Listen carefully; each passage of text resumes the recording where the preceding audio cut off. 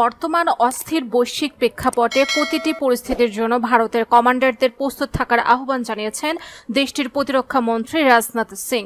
সেই সঙ্গে যুদ্ধের সক্ষমতা বাড়ানোর পদক্ষেপ নিচ্ছে ভারত। এক প্রতিবেদনে এ তথ্য জানিয়েছে ভারতীয় সংবাদ মাধ্যম।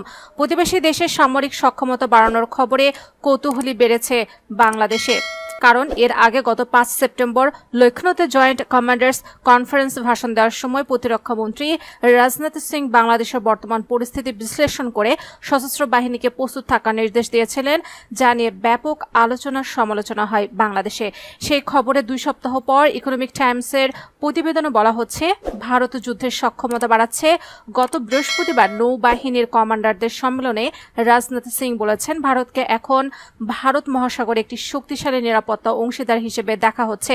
এই অঞ্চলে শান্তি ও সমৃদ্ধি বাড়াতে গুরুত্বপূর্ণ ভূমিকা পালন করছে ভারতীয় নৌবাহিনী। যেকোনো নিরাপত্তা চ্যালেঞ্জ মোকাবেলায় ভারতীয় নৌবাহিনীর কমান্ডারদের প্রতি আহ্বান জানিয়েছেন দেশটির প্রতিরক্ষা মন্ত্রী।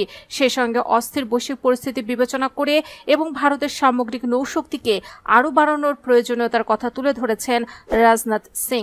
নৌ কমান্ডারদের সম্মেলনে রাজনাথ সিং অত্যাধুনিক জাহাজ ও সাবমেরিন যুক্ত করে ভারতীয় নৌবাহিনীর যুদ্ধের সক্ষমতা বাড়ানোর জন্য সরকারের প্রচেষ্টার কথা পুনর্ব্যক্ত করেন। ভারতীয় শিপইয়ার্ডে বর্তমানে 64টি জাহাজ ও সাবমেরিন নির্মাণাধীন এবং 24টি অতিরিক্ত প্ল্যাটফর্মের অর্ডার দেওয়া হয়েছে বলেও জানান মন্ত্রী। ভারতীয় প্রতিরক্ষা মন্ত্রণালয়ের বরাদ্দে ইকোনমিক টাইমস বলছে, ইন্দো প্যাসিফিক অঞ্চলে ভারতীয় নৌবাহিনীর ক্রমবর্ধমান শক্তিতে আত্মতুষ্টির কিছু নেই উল্লেখ করে নিয়মিত নিজেদের সক্ষমতা যাচাইয়ের জন্য কমান্ডারদের প্রতি আহ্বান জানিয়েছেন রাজনাথ সিং।